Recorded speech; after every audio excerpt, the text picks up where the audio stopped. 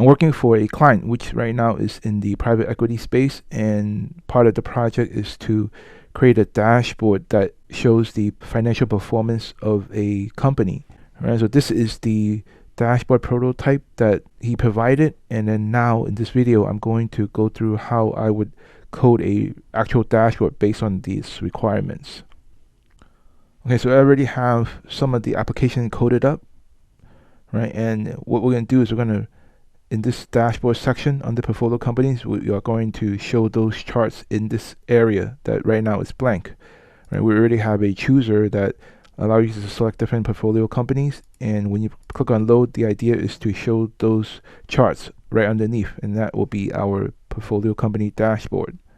To start, we need to use a charting library, and the one that we are using is called ApexCharts, and they have a website that you can go through to find out more information about ApexCharts. The website is apexcharts.com, and they have demos that you can look through. So let's go through and put in the first chart. So the first chart that we have from this mockup looks like it's a column, 3-column chart, and if we go through the demo, right, we can see that they have different types of charts, right? They have line charts, area charts, column charts, and the one that we are interested in the beginning is going to be this column chart. This first one looks very similar to what we want. Basically, the prototype has 3 columns per group, and that is exactly what we have here, right? So what I'm going to do is I'm going to copy this JavaScript code, right, which is how it renders the chart, and I'm going to place it in our template, right? Because we're using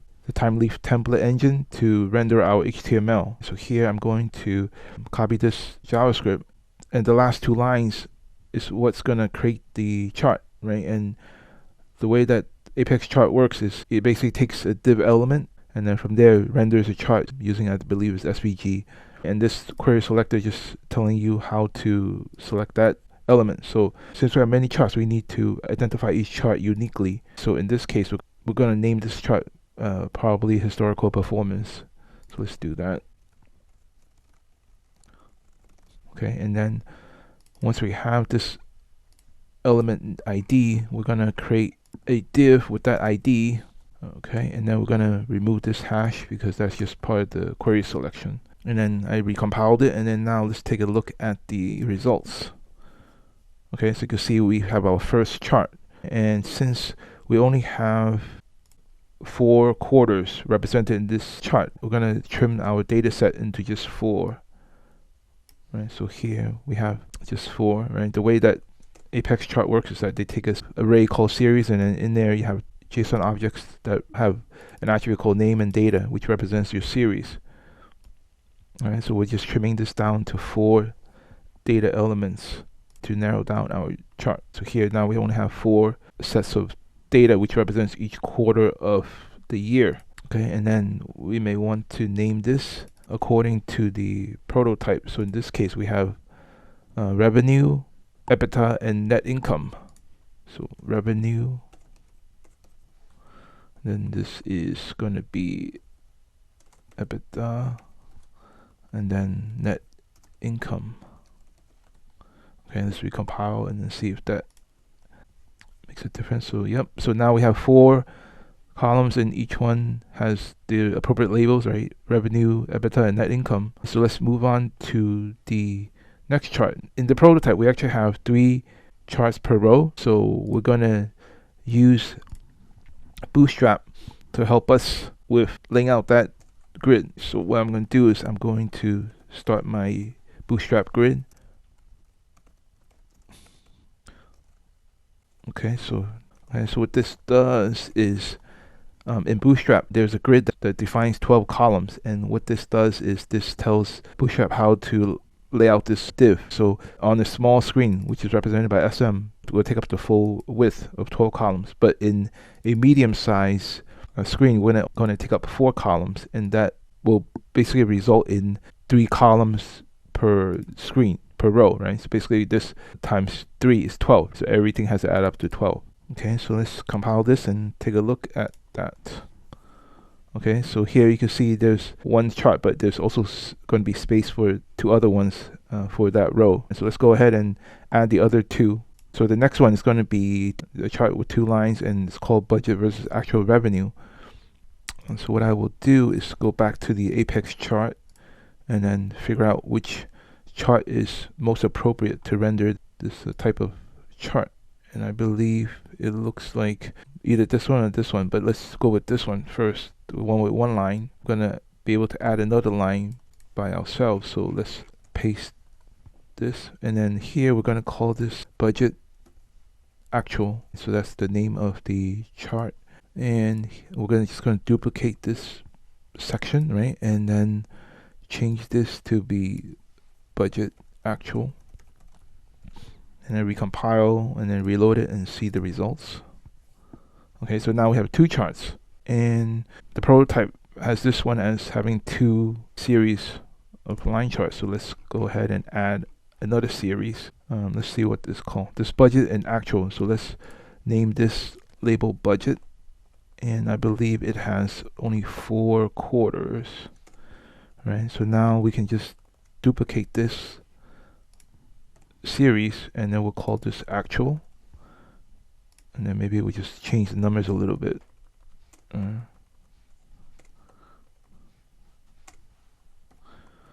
so we can see the lines. Okay, and then so our expectation is that we're going to have another line in this chart. Okay, so here we go. So we actually now have 2 lines. All right, so it's getting close to what we want for our dashboard. And then let's go ahead and add the third one. Right, so this third one is called valuation. We have a mixed chart, right? We have both columns and we have a line. Right, so if we go back to Apex charts, we can try to identify what is a good starting point, and it looks like this mixed one is a very good starting point.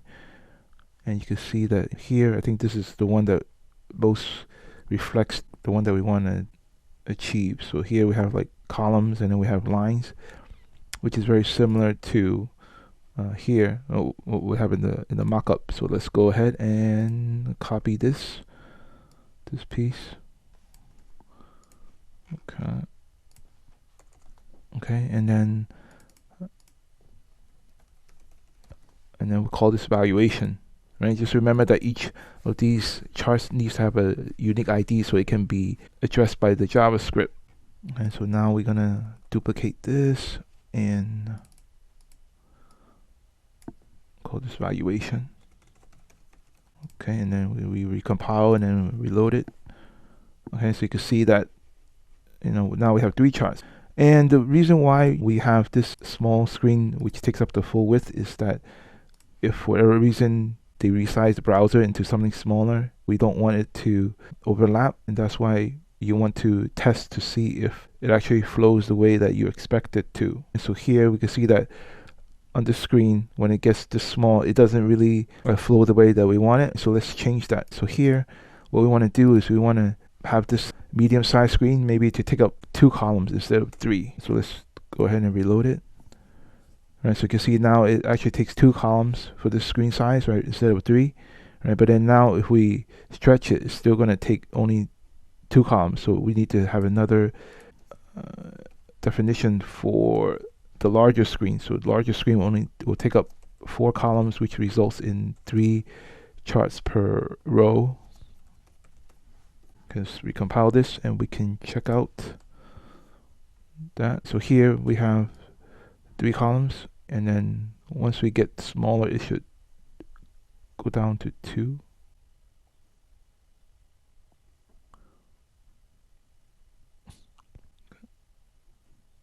Okay, so it looks like it's doing that. Alright, so I think it basically gets to the result that we want in terms of layout and responsiveness. So let's go ahead and make the first chart dynamic. So the way that we do that is to start by replacing this data right here that right now is hard-coded. And the way that I'm going to do that is start to make this JavaScript more dynamic. It's going to render the chart based on the data that I'm going to pass it from the Java. Okay, so here when we see the charts, we see that the legends and the labels are not the way that we want it. So we want this to be like quarter 1, quarter 2, and quarter 3 and 4. right, as according to this chart. So what we're going to do is we are going to start to make it dynamic, and let's close out all the other files that doesn't matter to this project. Okay, so here we go. Okay, so here we're going to start to set the year, right? So I need to set the year, so I'm going to create a local date for the year.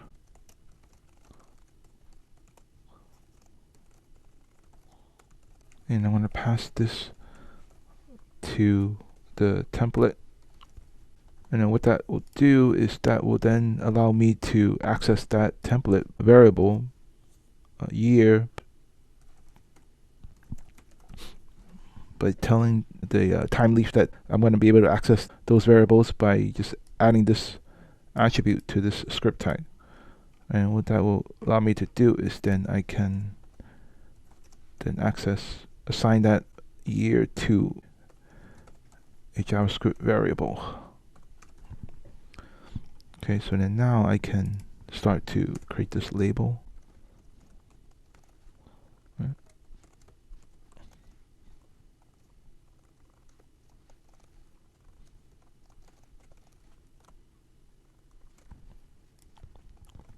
Okay, so then now if I reload it, I should see the columns with the quarterly years. So here you can see right now it's the year 2020. So it's, you know, have Q1, Q2, Q3, and Q4, which is going to be the way that we want it from the prototype. Okay, now we're going to then start to plug in the data. Okay, and then the way that we're going to plug in the data is to create the arrays that will be substituted into the template. So what I want to ultimately do is to change this into a dynamic variable. So let's say, for example, I want to call this like revenue array, right? And I want to call this let's go back. So here I want to call this a revenue array, and then the way I pass that array into the template is just create a JSON array,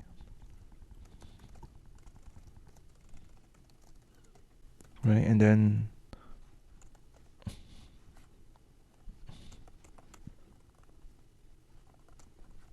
okay, so what I'm doing is I'm initializing this array to some dummy data, and then pass that into the template as the variable called revenue array, which is the same as being referenced here. And then since we told the template engine that the script tag can use JavaScript notation to get the data, this is how we can enable us to substitute data using this type of syntax. All right, so you can see that here we should see this as 12, 22, 32, and 42. So that is reflective of our dummy data, 12, 22, 32, and 42. Right, so now it's just a matter of just replacing this dummy data with the actual data coming from our database. Okay, and then I'm going to do the same thing for epita, I believe it's epita.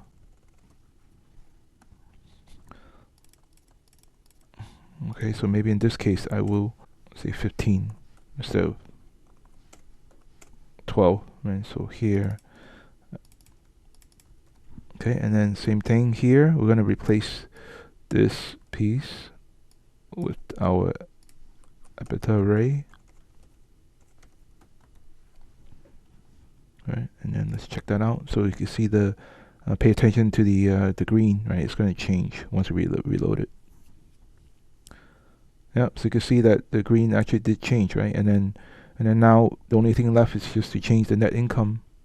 And you can see the pattern, because basically what we want to do is we want to change this to a variable called net income, and then pass that variable from the Java side. Okay, so net income array.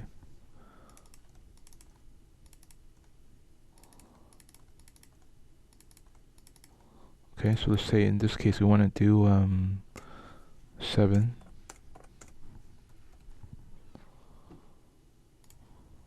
Okay, so pay attention to the yellow part. Right, so you can see that right now it's taking the data dynamically from the Java, but it's still hard-coded. So the next thing we need to do is be able to populate this dynamically from our data sets. That is very application specific, and that's really the part where you're going to get into the actual business logic that's particular to your application. Now that we have the 3 charts from our prototype and from our mockup that is provided by my client, now let's go ahead and see if we can complete the remaining second row and then see how that would flow within the dashboard.